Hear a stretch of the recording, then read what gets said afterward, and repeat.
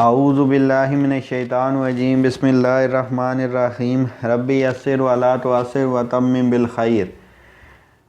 آج میں جس موضوع پر بات کروں گا وہ ہے مسلمان اور دنیا پرستی کی موجودہ لہر اور مسلمانوں پر اس کے اثرات کا ایک تجزیہ، قصہ حضرت موسیٰ علیہ السلام اور قارون کی روشنی میں۔ قارون جو ہے حضرت موسیٰ علیہ السلام کا چچا زاد بھائی تھا اور فرعون کی پیشی میں رہتا تھا، کیونکہ یہ ظالم جو حکومتوں کا یہی طریقہ ہے کہ جب وہ کسی قوم کا خون چوسنے کے لیے انہی میں سے بعض افراد کو اپنا اعلیٰ کار بنا لیتے ہیں۔ فرعون نے بنی اسرائیل میں سے اس ملعون کو چن لیا تھا۔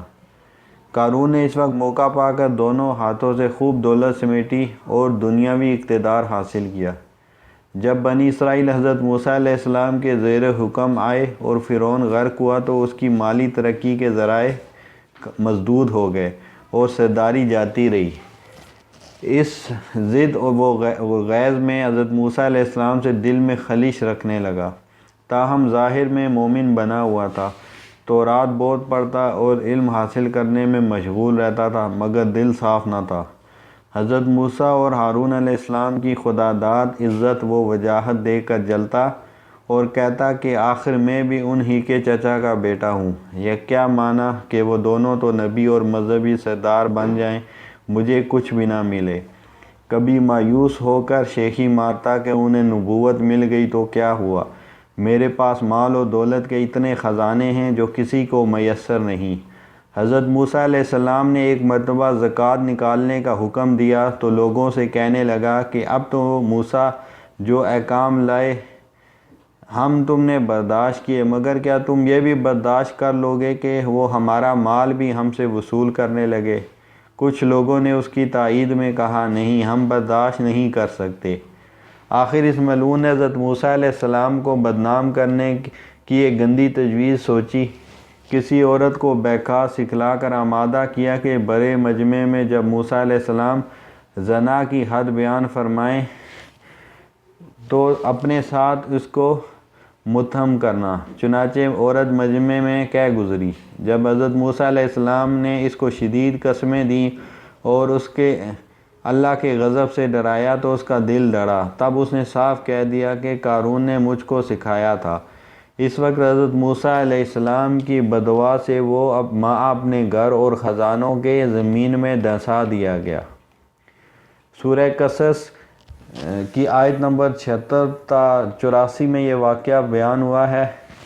اِنَّ قارون کان من قوم موسیٰ فبغى علیہم وآتیناہ من الکنوز ما ان مفاتحہ لتنوء بالعصبۃ اولی القوہ اذ قال له قومہ لا تفرح ان اللہ لا يحب الفارحین۔ قارون تھا تو قوم موسیٰ سے، لیکن ان پر ظلم کرنے لگا تھا۔ ہم نے اسے اس قدر خزانے دے رکھے تھے کہ کئی طاقتور لوگ بمشکل اس کی کنجیاں اٹھا سکتے تھے۔ ایک بار اس کی قوم نے اس سے کہا کہ اترا مت، اللہ تعالیٰ اترانے والوں سے محبت نہیں رکھتا۔ وَابْتَغُوا فِيمَا آتَاكَ اللَّهُ الدَّارَ الْآخِرَةَ وَلَا تَنْسَ نَصِيبَكَ مِنَ الدُّنْيَا وَأَحْسِنْ كَمَا أَحْسَنَ اللَّهُ إِلَيْكَ وَلَا تَبْغِ الْفَسَادَ فِي الْأَرْضِ إِنَّ اللَّهَ لَا يُحِبُّ الْمُفْسِدِينَ۔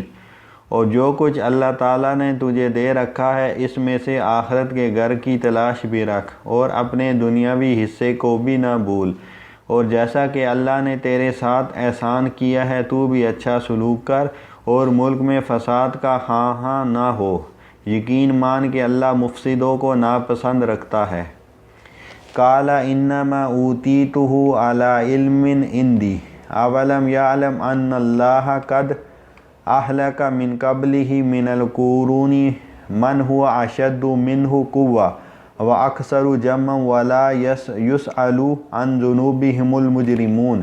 قارون نے کہا یہ سب کچھ مجھے میری اپنی سمجھ کی بنا پر ہی دیا گیا ہے، کیا اسے اب تک یہ نہیں معلوم کہ اللہ تعالیٰ نے اس سے پہلے بہت سی بستی والوں کو غارت کر دیا جو اس سے بہت زیادہ قوت والے اور بہت بڑی جمع پونجی والے تھے، اور گناہ گاروں سے ان کے گناہوں کی باز پس اس وقت نہیں کی جاتی۔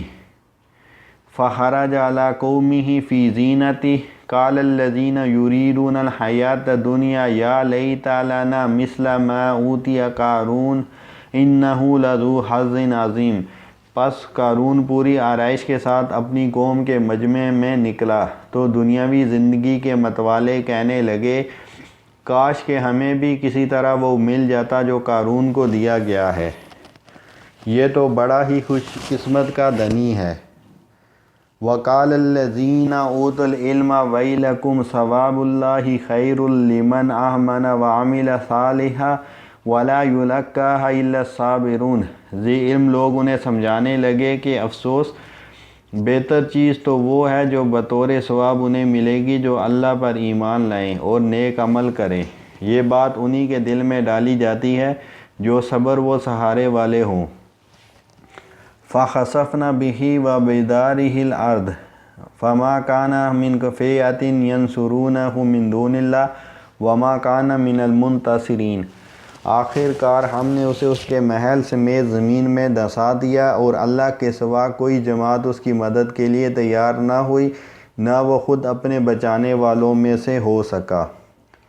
وَأَصْبَحَ الَّذِينَ تَمَنَّوْا مَكَانَهُ بِالْأَمْسِ يَقُولُونَ وَيْكَ أَنَّ اللَّهَ يَبْسُطُ الرِّزْقَ لِمَن يَشَاءُ مِنْ عِبَادِهِ وَيَقْدِرُ لَوْلَا أَمَّنَ اللَّهُ عَلَيْنَا لَخَسَفَ بِنَا وَيْكَ أَنَّهُ لَا يُفْلِحُ الْكَافِرُونَ۔ اور جو لوگ کل اس کے مرتبے پر پہنچنے کی آرزو مندیاں کر رہے تھے وہ آج کہنے لگے کہ کیا تم نہیں دیکھتے کہ اللہ تعالیٰ ہی اپنے بندوں میں سے جس کے لیے چاہے روزی کشادہ کر دیتا ہے اور تنگ بھی۔ اگر اللہ تعالیٰ ہم پر فضل نہ کرتا تو ہمیں بھی دھسا دیتا۔ کیا دیکھتے نہیں ہو کہ ناشکروں کو کبھی کامیابی نہیں ہوتی۔ تِلْکَ الدَّارُ الْآخِرَةُ نَجْعَلُهَا لِلَّذِينَ لَا يُرِيدُونَ عُلُوًّا فِي الْأَرْضِ وَلَا فَسَادًا وَالْعَاقِبَةُ لِلْمُتَّقِينَ۔ آخرت کا یہ بھلا گھر ہم ہی انہی کے لیے مقرر کر دیتے ہیں جو زمین میں اونچائی بڑائی اور فخر نہیں کرتے، نہ فساد کی چاہت رکھتے ہیں، پرہیزگاروں کے لیے نہایت ہی عمدہ انجام ہے۔ من جاء بالحسنۃ فلہ خیر منہا ومن جاء بالسیئۃ فلا یجزی الذین عملوا السیئات الا ما كانوا یعملون۔